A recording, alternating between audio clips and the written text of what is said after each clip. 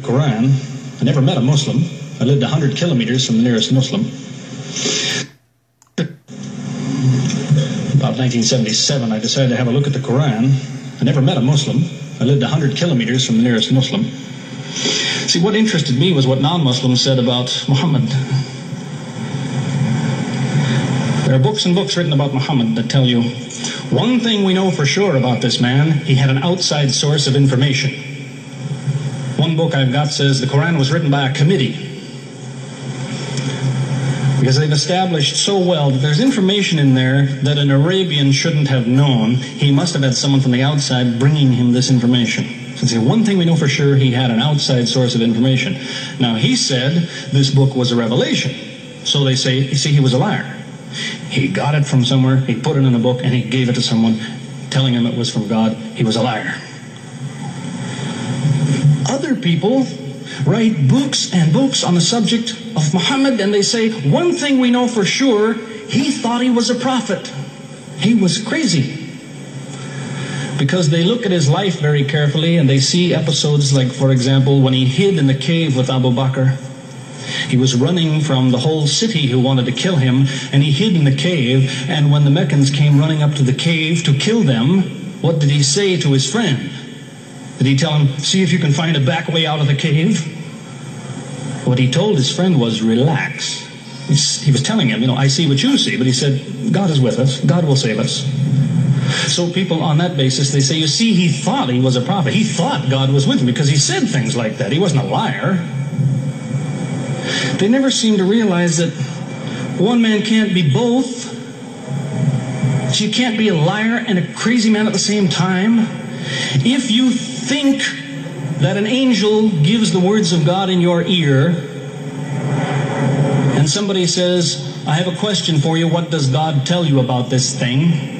I want to hear an answer tomorrow.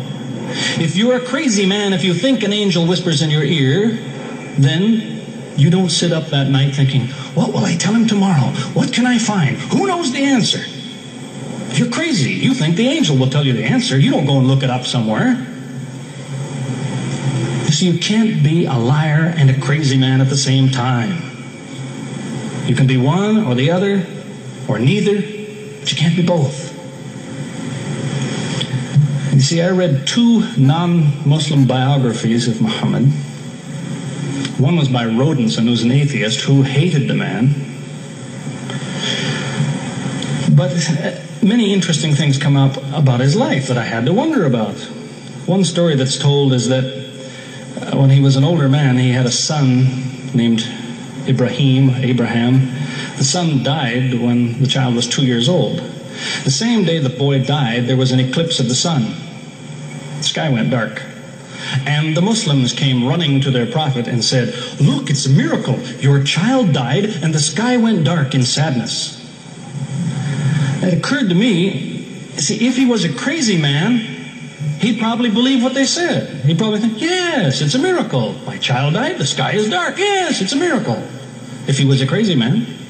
If he was a liar, he would have taken advantage of it. He would have said, yes, right, my child died, the sky is dark, you tell everyone, it proves I'm a prophet. It's a miracle. But what did he do? He became angry with the Muslims. He told them that was nonsense.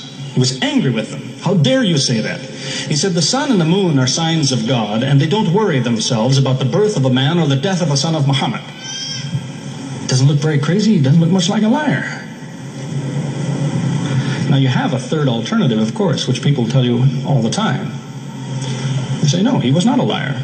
He was not a crazy man. He was deceived by the devil. Deceived by the devil. It's an interesting idea. But whatever you say, you better be ready to back it up. There's a lot of difficulties with that idea.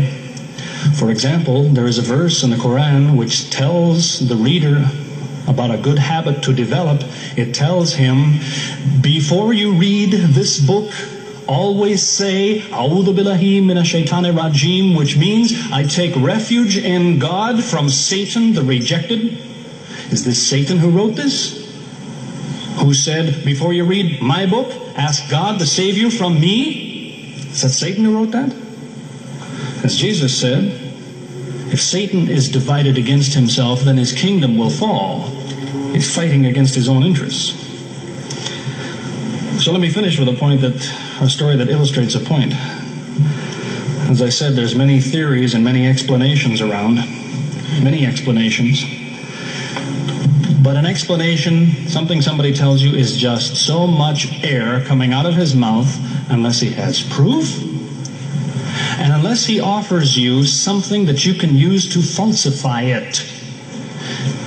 You see, there's many theories of how do the planets go around the sun and how do the stars burn and all the rest of it. Many theories. Most of them are just so much wind. Scientists pay no attention to them because they don't contain something that could be checked to prove it false.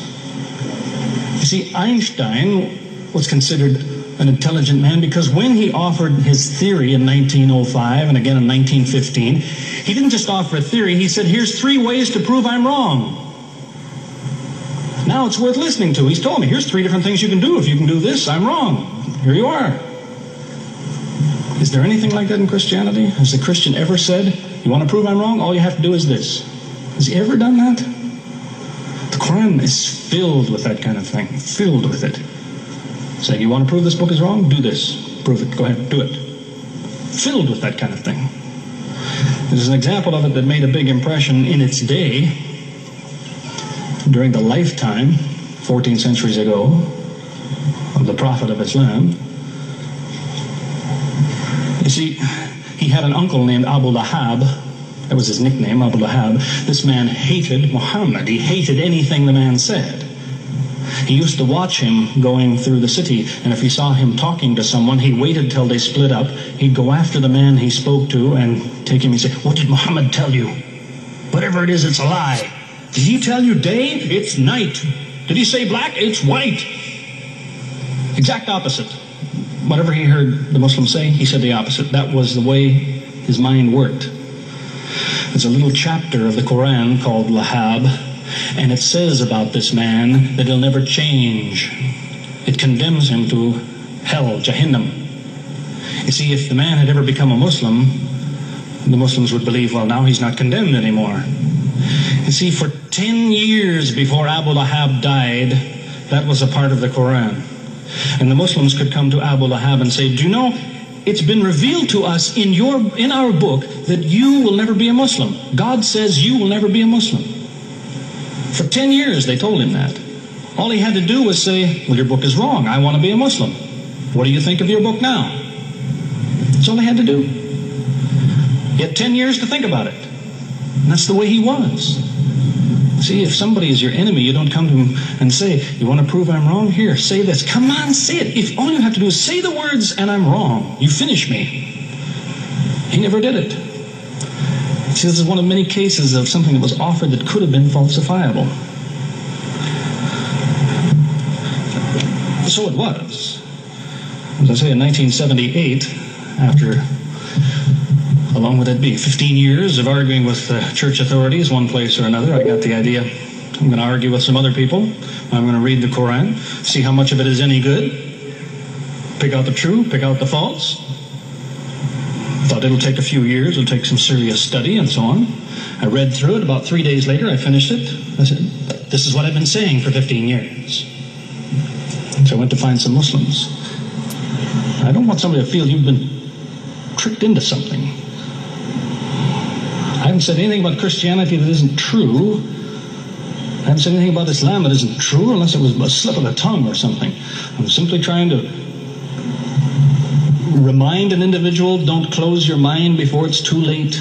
Don't make up your mind before you have all the facts.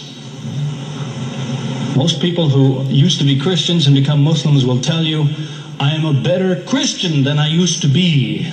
Now I follow Christ. I didn't before. That's what I would tell you. The Bible says Jesus told his disciples, when you greet one another, let your greeting be, peace be with you. He set the example.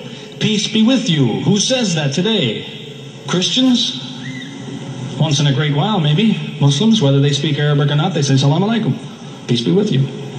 Jesus, when he prayed in the Garden of Gethsemane, put his forehead on the ground. Who prays like that? Christians or Muslims? Jesus used to fast for more than a month at a time. Who fasts today? Christians or Muslims? Who really is trying to imitate Jesus? Somebody said to me before coming in here, they said, the Muslims make Jesus out, they insult him and so on and so on. How, possibly, do they insult him? They lift him up. Up. They can't tolerate anything bad said about him. They would just as quickly tell you that, they say Muhammad Rasulullah means Muhammad is the messenger of God. They will just as quickly say Isa, Jesus, Isa, Rasulullah, no problem. Just as quickly tell you that, because it's true. They occupy the same place. If God himself wants to make distinctions among his prophets, that's his business, not ours. Treat them all with the same amount of respect. May God guide us always closer to the truth.